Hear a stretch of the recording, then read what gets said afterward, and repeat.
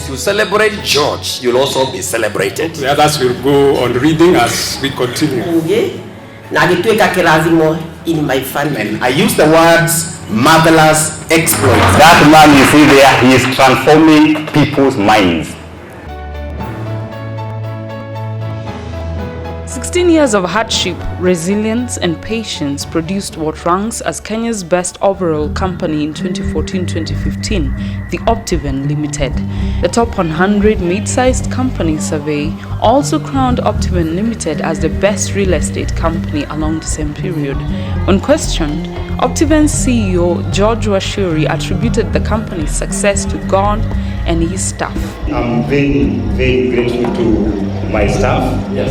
Hey, give it up for the staff, ladies and gentlemen. There you go. They have done it for me as a CEO, just a face.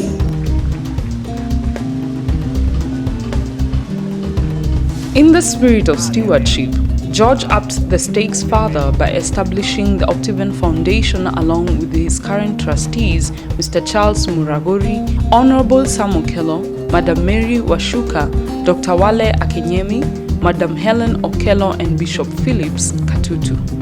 Since its launch in August 8, 2014, the Optiven Foundation has engaged in a series of charity works in various counties in Kenya with the intent to empower and transform the society.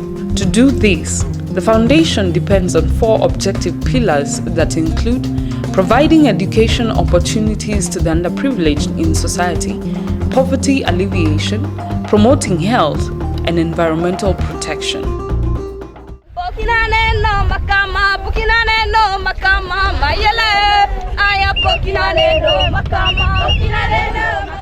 Yeah, we are glad to be here this afternoon. When we wrote the book with George, Soaring Like an Eagle. Do we have the copy of the book here? This book, written by George Washuri, a son of this soil. According to George Washuri's memoir, Soaring Like an Eagle, his father Christopher Washuri saw a future where children in Keni, Bondo, Vihiga and Mombasa got an education that freed them from the white man's hand. So Dad, together with many of his vision, trained to be teachers and played perhaps the most critical role in laying the foundation for prosperous Kenya. Indeed, in 1969, he started a primary school that I later went to as a boy, along with other children in our sleepy village. The foundation's pursuit to educate those underprivileged in society has seen many students in Labura Mixed Secondary School and Kijabe girls profit from fee donations. And make sure that Labura, like Madam has said, joins the league of the great schools in this nation. Sponsorships, volunteer work, t-shirt and book sales contribute to the pool of money that goes into their tuition fee, among other amenities. The proceeds for this book goes to the support of the people who are looking for fees, and the money goes to Optiven Foundation. Are you crying because you're poor, Mama? Mama suddenly bolted and got off her knees. I knew she didn't want me to feel hopeless or defeated, but I got that very sense anyway. We, the Washuris, were an extremely poor family. If we had been poor before Dad's death, his death had plunged us into greater heights of poverty. In an article published on the Population Reference Bureau, Bernard Onyango, a PhD candidate, cites that children from poor families are much more likely to be out of school than children from rich families, with the World Bank indicating that over 15 million Kenyans live on $1 or less a day. Almost half of the Mwingi population make up part of these statistics. The locals around, they look forgotten. Their houses, roofs have stones on top. So in case anything happened and those stones fell on them, it will be a great disaster. On top of that, the 2 homes you have visited, they don't have what you can call a toilet.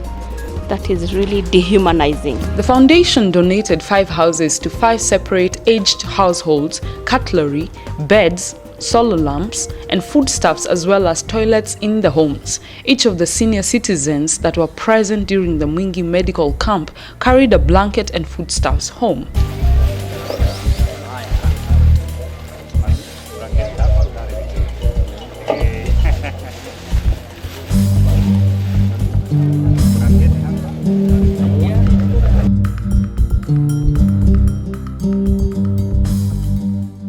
have seen the kind of house that the senior citizen was staying in. Muona muthemba wa nyombela ngo mutumio mukunekala. It is a pity.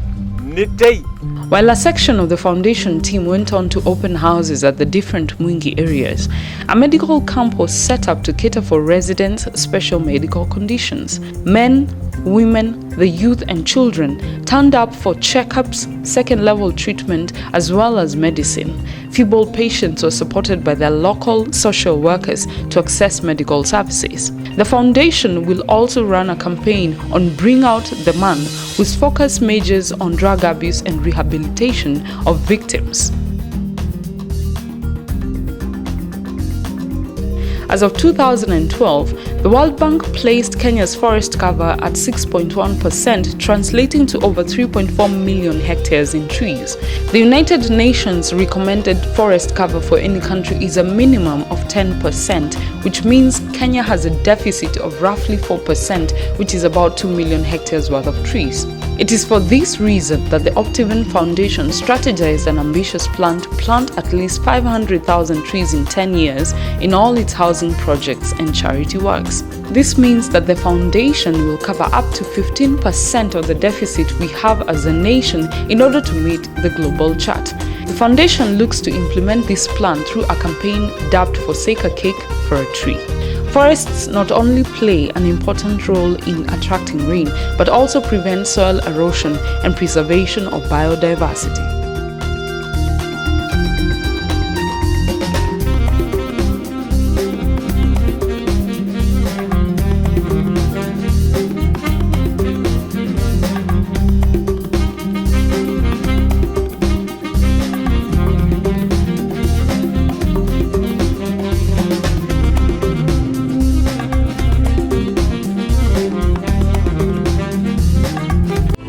Party, partner and participate at the Optiven Foundation first anniversary event dubbed Partnering to Transform the Society. This October 30th, 2015, all roads lead to KICC. Corporates like Hope FM, Ernst & Young, DTB, Brookhouse International School and Equity Bank will sponsor the event. What about you? It is too big an event to miss. Optiven Foundation, eyes on the community.